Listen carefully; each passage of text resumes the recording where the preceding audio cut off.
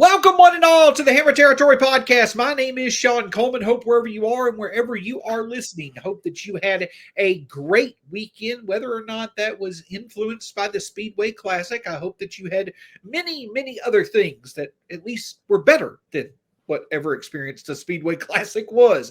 Can't thank you enough for joining us here on the Hammer Territory Podcast, part of the Foul Territory family of podcasts. And as always, it is a pleasure to be with my podcast partner, the one and only Stephen Tolbert. And Stephen, man, we are past the trade deadline. Yay.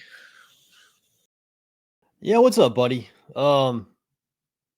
It's been a weird feeling the last couple of days because we've known for a while the season was over, but we still had the trade deadline to look forward to. We still had the Speedway Classic thing to look forward to. Now we're on the other side of both of those things, and neither one of them turned out to be much to look forward to, if we're being honest. And it really kind of feels like the season's not over, but it does feel like the things to be excited about are kind of over. We're still going to watch and we're still going to talk about the game. And there's a lot to talk about it in terms of getting ready for 2026. But yeah, I mean, we are very much to the point of the 2025 season where it is just playing out the string. And, tonight's game, the Braves lost 3-1 tonight to the Brewers. Watching that game, looking at how few people were in attendance, like it really does feel like we're just now in the the drolls of being bad in August, where you just like none of this really, none of the stuff that's happening on the field matters. And so we're going to have to talk about stuff not really on the field until we get to the off season where we can start hopefully making some improvements for 2026. Absolutely. And Brad and Scott did a wonderful job breaking down the trade deadline. Of course, as many know now, the big storyline from the Braves trade deadline is what they didn't do versus what they actually did. They were pretty active making trades, but the only real moves they made was basically to get veteran arms to help get through this year. And heck, maybe Tyler Kinley, though he didn't get off to the best start, maybe he'll be around next year. But the point that I wanted to bring up about this is not necessarily the details or lack of details when it came to the trade deadline, but disappointment, I feel, is a fair reaction to what the Braves did not do. Because when we at the start of July, as the injuries occurred to Chris Sale and they occurred to Spencer Swellenbach, and the offense just never could consistently get going, the writing was on the wall. 2025 just wasn't it. So you were hoping at some point to get common sense and clarity. You were hoping that you would clearly see the franchise fully commit to moving on to 2026 and beyond. But not only that, making decisions that would allow for you to also feel confident that they are going to do all that they can to ensure we don't get a repeat of 24 and 25 in 26 and beyond. And the draft was a good start. The Braves used common sense, a draft clear areas of need. I felt good coming out of the draft, and I felt like the trade deadline was going to give us an opportunity to also clear some roster space of veterans and potentially bring in some young guys who can not only help for the future, but also clear some playing opportunity for our own young guys. And that didn't happen. I know that Alex Anthopoulos is talking about the fact that he's not just going to trade to shed salary, and that's fine. But to me, the biggest thing of all is this, is that if you had concern going into the trade deadline from the lack of activity in the offseason, basically the fact that, the Braves couldn't really put it together when it came to their offense this year, the injuries, things like that. If you had concern going into the trade deadline for whatever reason, the trade deadline did nothing, in my opinion, but add to that concern, and that's where I'm the most disappointed. Yeah, so I want to start, first of all, by plugging the show that Brad and Scott did immediately the day as soon as the trade deadline was over at 6 p.m. They did a show to recap it. I thought they nailed the show. I thought they hit on all the points that I was listening along thinking, I hope they hit on this, and then they did. Hope they hit on this, and then they did. So that was a really good show. If you missed it, it's still relevant. Go listen to the show. My main takeaways were this. I think ownership had problems with the Braves paying down contracts for players that were not going to be playing for them. I think the Braves, and Alex has talked about this, they have rules in place where they don't do player options, they don't do no trade clauses, they don't do deferred money. And I've heard that they have a very strict rule about dead money. I've never been able to confirm that, but I've heard that they have a rule about dead money, about not having any dead money on the books. And obviously, if you're paying down the contract, that is paying the player to play for someone else. That is the definition of dead money. And quite honestly, with the seasons that Iglesias and Ozuna were having, the only way you were going to get anything of value back, and this is why we talked about this ad nauseum leading up to it, was to pay down the contract. So the acquiring team only had to send you a prospect. You were going to cover the cost of the player. The fact that Alex kept saying we weren't just going to salary dump these players tells me the only options they were considering was the other team paying all of the salary. And if that was the case, then of course they were never going to get anything significant for either one of those guys. And so that's my theory, is that ownership had a problem with them paying down the contracts to play for other teams. Scott and Brad mentioned the same thing, that's kind of their theory as well. It's kind of the only theory that makes sense, honestly. I mean, there's no reason. We've talked about this before. There's sometimes there's scenarios where you have a draft pick compensation, qualifying offers. None of that existed with these guys. They're just now on the roster. Ozuna being on the roster actually kind of complicates the roster. I thought I think it was Brad and Scott actually both made this point, that the point of an Ozuna trade was to get him off the roster. It wasn't necessarily even about the return. It was just to get him off the roster so you could clear things up for Baldwin and Murphy. And so they didn't do that. So now, yeah, I mean, it was just a disappointing day after a disappointing season, after a disappointing offseason. Like, yeah, I mean, if you're somebody who's watching the team, watching what's go down and nothing happens and you're like, what the hell? Then I get it. I don't blame you. That's kind of where we were too. And that's, again, I thought the tone that Brad and Scott had for that show, which was pretty frustrated, which I thought was fair, was kind of the perfect tone. So make sure you go back and listen to that show. And I think that theory makes sense. You want to talk about they don't want dead money on the books. They want to avoid that as much as possible. Well, look back at some of the recent moves that Alex Anthopoulos has made. And I want to make this very clear. I think Alex Anthopoulos has clearly done much more good than bad when it comes to being the Braves general manager. It's just, unfortunately, right now, some of his more significant misses have happened a lot more recently than some of his biggest hits. But the thing that I'm getting at is that we want to talk about dead money being on the books. Look at all the money maneuvering that we did for Jared Kelenic. That's dead money. You want to look at the Jurickson Profar signing. That potentially is going to be dead money. The fact that we've had the other teams pay for much of Rafael Montero's salary, Eric Feedy's salary, things such as that. That is what I think also is the biggest takeaway for me. It's not just a disappointment, Stephen, about what occurred at the trade deadline. But when you add up some of the more minor details, they start to make more sense in a not so great way. The point that I'm getting at is that if there's one question that I have following the trade deadline is this: what is the true level of resourcefulness that this Braves team has to be able to get back to where they need to get, to add the needed pieces to this core to truly get back to contention? I think that possibility is certainly out there. They can be a contender again, but my confidence in them having the true resourcefulness to do that, it's waning a bit. It's not as high as it once was.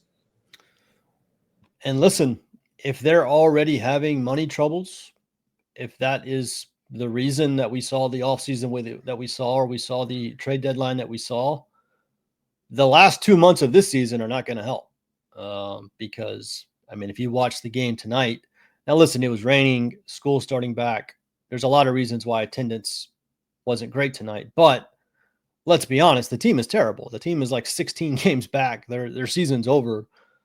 That park is going to be empty a lot of the time because, obviously school's back. When football starts back, there's just going to be more interesting stuff to do than go to a Braves game. Now, the Braves will still draw okay. They're still kind of the biggest thing in the South in terms of baseball. But when football starts, school really gets going, attendance is going to be rough the last 2 months. And if they were already having money troubles, which we don't know that, but we're all kind of speculating that over what we've seen the last 12 months, then, it's not going to help.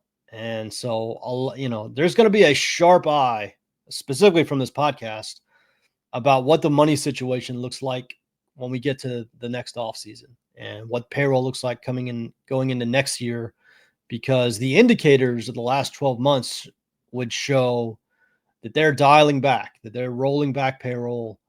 That's not good news for a team that has so much long-term money already locked in. That would scream they have zero, flexibility to do anything to this roster in the offseason. It's still too early to know that, but there will be a sharp eye from this podcast on what's going on there, because like you just said, the indicators have not been pointing to a great sign. And of course, while there will be a sharp eye on what potentially occurs with payroll and what happens, obviously in terms of adding to the team, also a hopeful eye, a watchful eye on seeing what's going on with some of the young talent on this team, especially when you hope for more performances like we got from Hurst and Waldrop on Sunday. But while Sunday was a good day for the Braves on the field, off the field today was pretty significant as well, with plenty of updates when it comes to some notable Braves who are currently away from the diamond. We'll have more on that in just a moment after a word from our partners. Kratz, there are a lot of people out there that pay rent and they don't get anything for it. Might as well change that. You can get some rewards for flights, hotels, tons of stuff. With Built, you can earn flexible points that can be redeemed towards airlines, hotels, a future rent payment, your next Lyft ride, and much more. It doesn't stop there.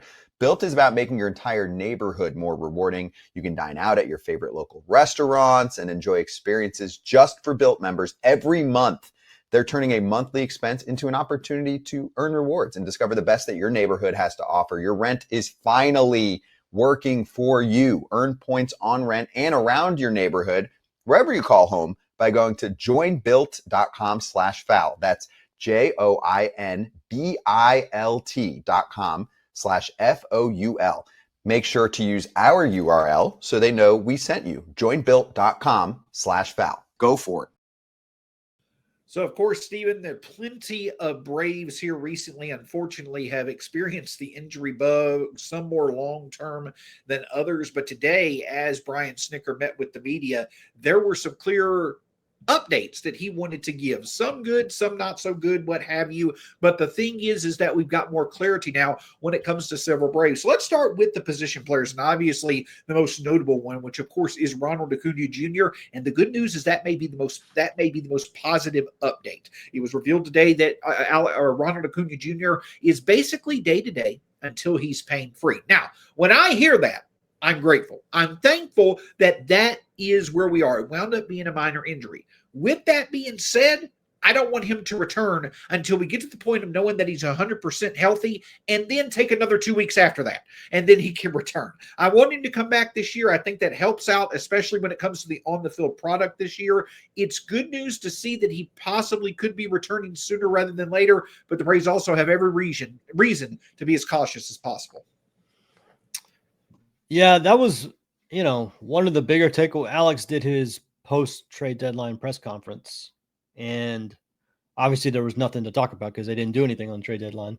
So, the bigger updates were, somebody asked him about Acuna, and he said, because they asked about Acuna being shut down for the rest of the year. And listen, everybody's concern is that even though it's a calf injury and it's relatively minor, anybody that followed basketball or the NBA has seen where these calf injuries can turn into something substantially more serious. And so that's the top of everybody's mind, is why even risk it in a lost season? And Alex's answer to that was pretty simple. He's like, if he's healthy, if he's 100% healthy and the doctors have cleared him, I'm not just going to sit him for 2 months just because, people are concerned that other calf injuries from other players in other sports have led to something more serious. That doesn't make any sense. And I understand what he's saying. I would really hope the caution is abundant. That's where I would be. I just hope, for the sake of Ronald, for the sake of 2026, that the caution they use, because listen, the guy said 2 days before he got hurt that his calf Achilles area was hurting, and they still let him play. And that's the kind of stuff that worries me with this team, is that we've seen some weird stuff where they make some odd decisions about players. And I don't even want to get into a realm. I don't want to get into a universe where that's even possible with Ronald. So I understand what Alex is saying, that if he's healthy, if the doctors have cleared him, he wants to play, they're going to let him play. I really hope that the caution is abundant when it comes to him, and I really hope they keep the main focus on 2026. I know they want to sell tickets. I know they want people in the crowd. I know they want people watching in 2025. And I know you can't just sit a healthy player, but just let's be smart about this. Absolutely, and intelligence needs to be what reigns free. And I don't think that means you leave the final call to the coaching staff. Again, it was a decision tree breakdown from the front office down to the coaching staff and the training staff when Ronald was originally allowed to play. Let's not let that happen again. Let's make sure that he clearly wants to play. Listen, I am for, if the man wants to play, let him play. I think that he's got that type of what do you say? He has that type of value to where you respect him enough to let him play with the status that he has within the Braves organization.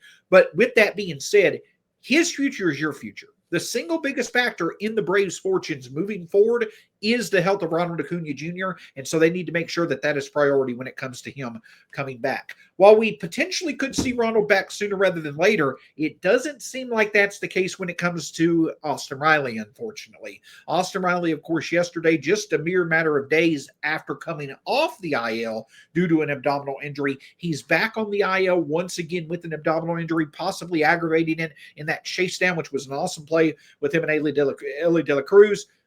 No timetable for his return. Nacho Alvarez already called up.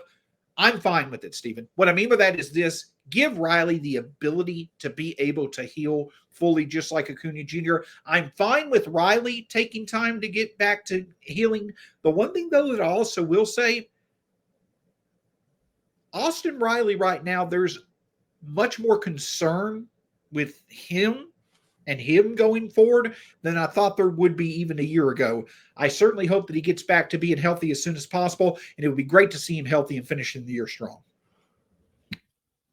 Yeah, I mean, there's two things with Austin, and we don't want to confuse them. The first is the injury, and it's pretty much the same injury he had that he just came off the IL with, which usually means the second one is going to take much longer. They're going to give him an extended runway, which they should, because any sort of core muscle injury for baseball players can be significant.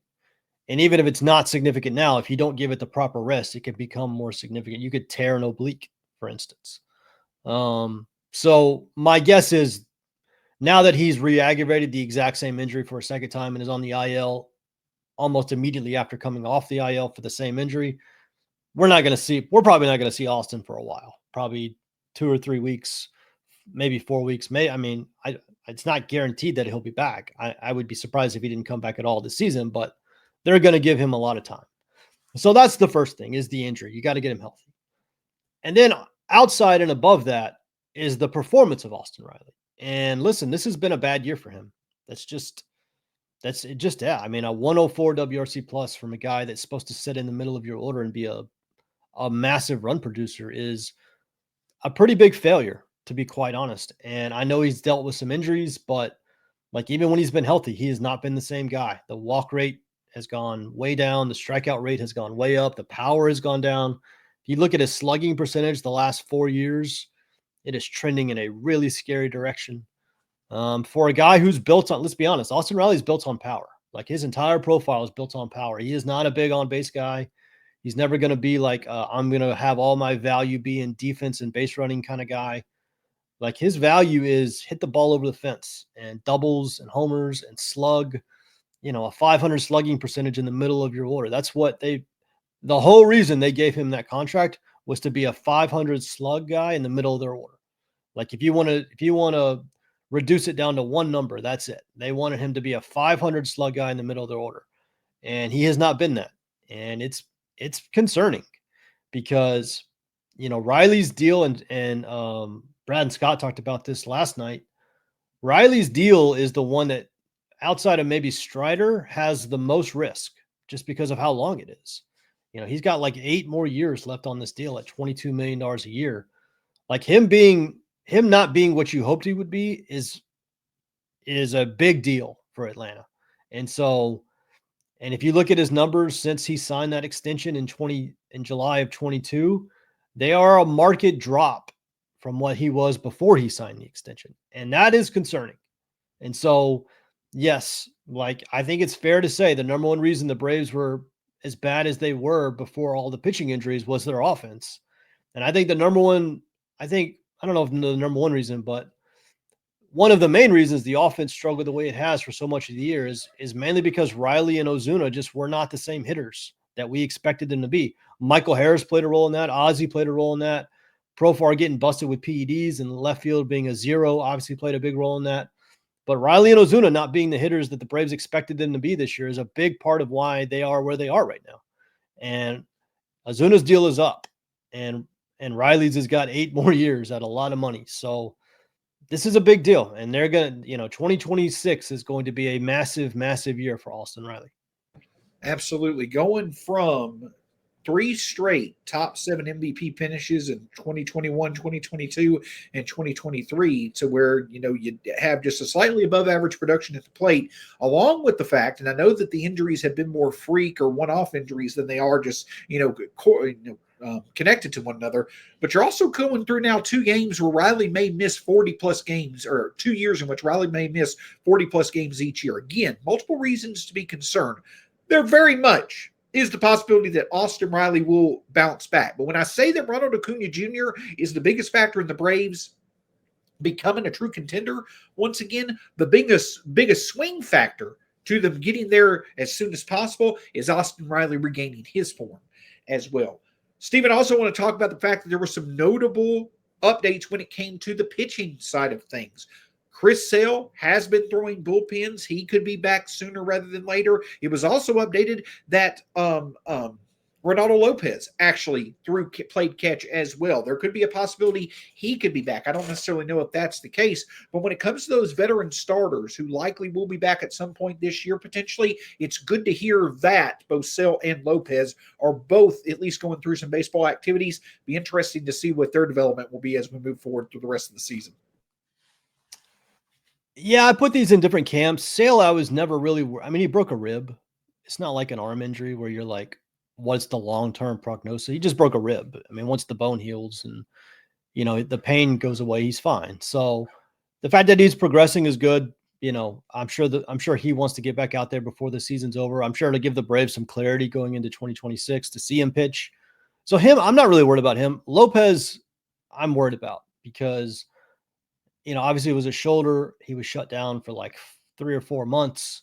Still not back to pitching. I think he's just throwing. I think he's just playing catch at this point was the update today. But, the Braves owe him a decent chunk of change over the next few years. And again, we've already talked about, they don't have the largest payroll in the world. And it's been getting smaller, and, they really can't afford to have I think Lopez makes $14 or $15 million next year. Like, they need him to be productive, and a productive member of the rotation would be great. But even as just a productive member of the bullpen, just productive, just helping the team win games. And so obviously anytime you see a shoulder, you worry about it. We'll see how we'll see. I don't know if he's actually going to make it all the way back this year. If he's not even throwing bullpens yet, he's been out for so long. I would be surprised, I guess, at this point if he actually pitched in 2025, but maybe we'll see what they do. But that's a big storyline for 2026 as well, because, the Braves, they renegotiated his contract in the offseason to free up some money and added an additional year on top of it. So again, they owe him a chunk of change, and shoulder injuries are terrifying. So that's a big storyline in the offseason. Absolutely. But of course, when it comes to pitching names, Sale hopefully back this year. Ronaldo Lopez, we'll see what happens. But with as much as is owed to those two, you need to get production from cheaper sources. And then the Braves thought that they had that as well in Spencer Schwellenbach and Grant Holmes. Now, Spencer Schwellenbach, of course, coming off the slight elbow fracture. It seems like that there's a good chance that we've seen the last of Spencer Schwellenbach this year, because there's not really any activity from him. And then, of course, when it comes to Grant Holmes, there also is the update that he actually is opting to rehab instead of undergoing surgery right now. Some interesting developments, but unfortunately, not only are we not going to see either one of them likely for the rest of this season, it again could be quite a while before we see Holmes on the mound for the Braves again. Yeah, let's be honest. This rarely ever works where a guy avoids surgery, it's usually just a way to prolong what isn't eventually a surgery. The logic behind it is if he had the surgery right now, he would miss all of 2026 and be ready for 2027. If he tries to rehab it for a couple of months and then has to have the surgery, he would be out for all of 2026 and be ready for 2027. So, like, where it is in the calendar, it does make some sense to at least try it. It's not going to add any more significant, missed time to his schedule. He would miss all of 2026 and be ready for 2027 either way. My guess is, just because of how it normally goes with any other pitcher you hear about this, when they try to rehab it, it just, in a couple months, it'll be confirmed that it's still not where it needs to be, and he'll have the surgery and miss all of 2026. I don't say that to be pessimistic. This happens, obviously arm injuries like this happen all over baseball all the time. And there's been a number of situations where guys try this and it just usually doesn't work. So maybe Grant will be the exception. With the Braves injury luck, I wouldn't put much money on that. I would guess that in a couple of months, he'll get re-examined again. They'll be like, listen, best thing you can do is probably just go ahead and have the surgery and miss 26 and be back for 27. Until I hear otherwise, that's kind of the mindset I'm going to go with Grant. As far as Grant Holmes goes, I don't think if you're the Braves, you can count on him for anything next year. And if you do get something, then, it's just a bonus. So it was notable that he's going to try it. We'll see if it works. So, of course, with all these injuries that are going on, especially on the pitching side, it's good to hear some positive updates, but it's unfortunate to hear that there is some concern with Grant Holmes potentially not being available next year, Spencer Swellenbach being out for this year. So if you're going to lose the ability to see some of your more promising potential rotation pieces in the present and the future, it's always a good thing to see some good production from potential future parts of your rotation. We'll discuss that, plus some important updates when it comes to the National League Rookie of the Year race here in just a moment after another word from our partners. The dog days of summer means the MLB is fully heating up, and so is your shot to score big. Download the Pick 6 app for the easiest way to turn your baseball takes into actual cash. It's crazy simple. Just pick more or less on the stats for two or more of your favorite players, and boom, you are in the mix for big cash prizes. No gimmicks, no weird rules. And get this, all new Pick 6 customers will instantly get $50 in bonus picks on just a $5 entry. Download the DraftKings Pick 6 app right now and use code FOUL. That's code FOUL. New customers play $5 and get $50 in bonus picks instantly. Ride the upside where a few bucks can turn into a bag only on DraftKings Pick 6. Crown is yours. Gambling problem? Call 1-800-GAMBLER. Help is available for problem gambling. Call 888-789-7777 or visit ccpg.org in Connecticut. Must be 18 and over. Age and eligibility restrictions vary by jurisdiction. Pick 6 not available everywhere, including New York and Ontario. Void where prohibited. One per new customer. Bonus awarded as non-withdrawable Pick 6 bonus picks that expire in 14 days. 8/24/25 at 11:59 p.m. Eastern Time. Terms at pick6.draftkings.com/promos. So, of course, Stephen, again, we talk about Spencer Swellenbach likely being out for the rest of this year. Grant Holmes probably being out through the rest of next year if the rehab doesn't go well. A.J. Smith-Shawver already is on the shelf for next year as well. So when you mention all those names that you felt could play big roles in the Braves rotation for this year and beyond, not being available, you hope that maybe the Braves' young depth when it comes to their pitchers could step up. And that, thankfully, is what we have the ability to talk about. Joey Wentz wasn't in those plans, but he has looked pretty good. I don't mean that means he's going to be a part of the Braves' future. It, at the very least, means that he makes it worth the conversation. Hurston Waldrop made a great impression yesterday in his first 2025 appearance for the Braves, potentially earning him a longer look in the majors. And then you've got so many names down in the minors. Didier Fuentes has bounced back after his struggles in the majors. J.R. Ritchie, Owen Murphy's back, to name a few. The Braves pitching depth, we talked about it a few weeks ago. If there's one thing to look forward to, keeping up with the minors and several of the Braves' more intriguing arms stepping up and being productive, that could be a great development this year. I think we're off to a good start from that perspective. Yeah, I mean, that's the one good thing about next year is that we're finally going to have a AAA team full of like top prospect level pitchers versus the last couple of years where you've just had a bunch of like Darius Vines, Alan Winans, no offense to Bryce Elder, but Bryce Elder type guys who are much more just like quad A, 7th, 8th kind of organizational filler arms. you're actually going to have some top prospects, like some guys with real upside in your AAA rotation next year that you can call on to help out when inevitably guys get hurt. And listen, with the Braves rotation, with Sale, with Lopez, with Strider, I mean, there is some inherent injury risk already built into the Braves rotation. There just is. Add on top of the fact that it doesn't matter who they have in the rotation, they've had a hard time keeping them healthy all season for the last 4 years. So who you have in AAA in that rotation matters quite a bit, especially matters for the Braves. And like you just said, they've got some top prospects, some high upside, some high draft picks. Like they got real talent down there for next year. And a lot of those guys have come back from injury and throwing well. So, the Braves have spent so much draft capital the last 7-8 years on pitching, and we really haven't seen it come through the minors yet. A lot of it got hurt early on. I know Schwellenbach came through and Strider came through, but other than those two guys, we haven't really seen it like the waves come. And starting next year, we're actually going to see that. There are waves of really good pitching prospects in the minors, in the upper minors, ready to help in Atlanta at a moment's notice. And so that will help next year. That will be an improvement on where they've been the last couple of years.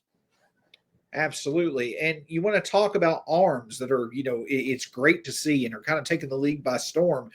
One of those this year that has truly stepped up was a member of the team that the Braves are facing right now, the Milwaukee Brewers. And that, of course, is Jacob Mizorowski, who unfortunately has run into a bit of an injury snag. I believe he'll be out to at least mid-August. But there was, real hype behind him and his performance so far this year being something that could make him the favorite for the Rookie of the Year race in the National League. Now, I think in the American League, it's pretty much, that whole discussion's to bed. Nick Kurtz obviously is going to be the AL Rookie of the Year. But in the National League, the Braves, obviously, this probably is the one storyline that I think most people, if they're not already tuned into it, they're going to be as time goes on.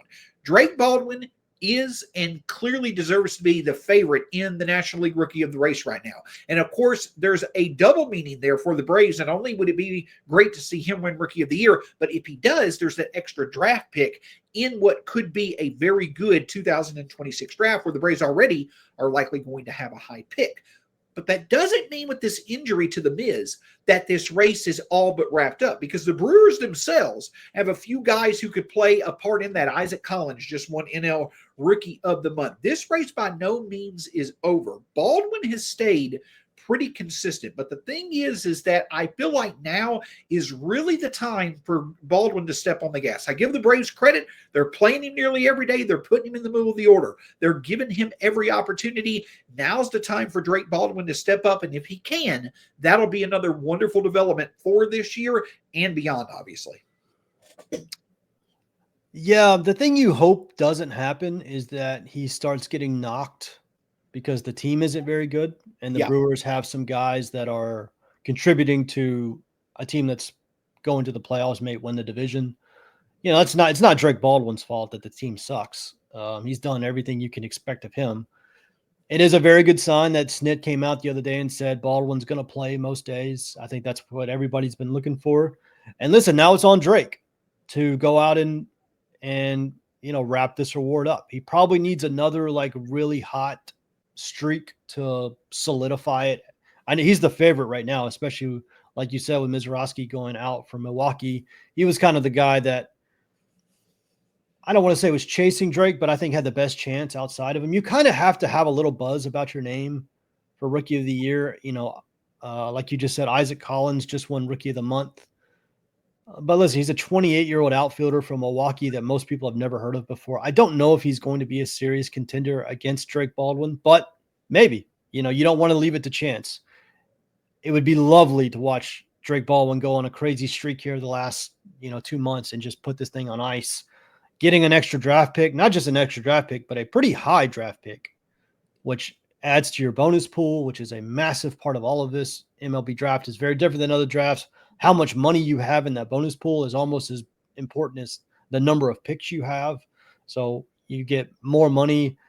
I looked at it. I was looking at Tankathon today. Listen, that's where we are in the Braves season. We're kind of looking at Tankathon. The Braves, I think, have the second or third best odds for the number one overall pick. So I mean, it could be a very significant draft for them next July. And if Drake wins the Rookie of the Year, they'll have another pick and that much more money to spend. And so this is a big deal. This is not just vanity. This is not just wanting the Brave to win a Rookie of the Year. It's partly that, but there is real world, actual on the field value to Drake winning this award that can help the Braves in the future. Absolutely. And the more he plays, the more he plays well, what does it mean for a potential future of him and Sean Murphy together? There are several factors that can go into that. So that's why I know that it seems like that we talk about this Rookie of the Year race and Drake Baldwin more often than many had anticipated we were this time of year. But right now it's the major storyline. It's a big deal.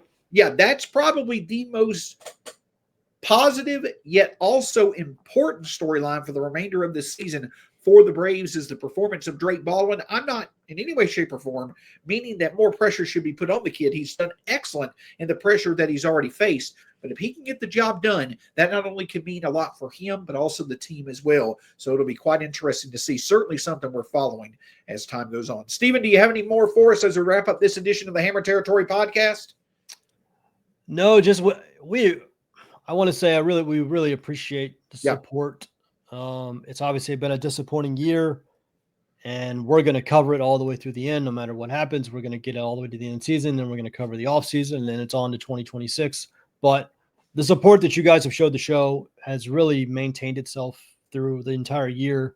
We're just very, very appreciative of that. And we try to pay that back by being consistent, consistently putting out content. That is not going to change. We are still going to put out 4 shows a week. We're going to have stuff to talk about. We have the Rookie of the Year race. There are a lot of guys that are playing on the team right now that are big storylines for 2026. So how they finish the year, Michael Harris, Ozzy, Jerkson Profar. There's a lot of storylines that affect next year that we're going to constantly cover. So just a big shout out to you guys for the support, and the content will be here just like normal. Absolutely. And of course, we can't thank you enough also for, not just, in terms of listening, but also watching, YouTube, Spotify, Apple, wherever we are. You have been supportive every step of the way. Can't thank you enough, and certainly look forward to continuing that content. Even if on the field it may not be the best of results, you're always going to get consistent results here on the Hammer Territory podcast. Shawn Coleman at StatsSAC on X/Twitter. Stephen Tolbert's at B_Outliers, part of the Foul Territory family of podcasts. Can't thank you enough for joining us. We'll talk to you again soon here on the Hammer Territory podcast.